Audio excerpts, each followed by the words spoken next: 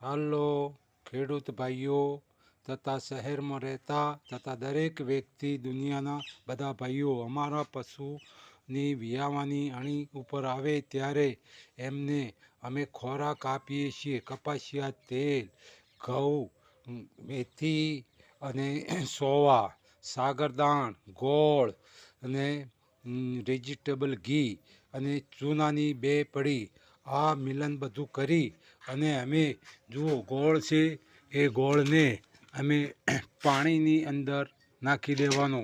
આ ચૂનાને બી પાણીની અંદર નાખી દેવાનો, પછી એ આ ભરડાને અંદર ભેગું કરી દેવાનું, આ તેલને અંદર બી ભેડાના અંદર નાખી દેવાનું, તેલ નાખી દેવાનું અને મિલન કરી અને અમે એમને ખવડાવીએ છીએ. મિત્રો, અમારા પશુઓનો ખોરાક આવો હોય છે તો જ દૂધ આપતો હોય છે.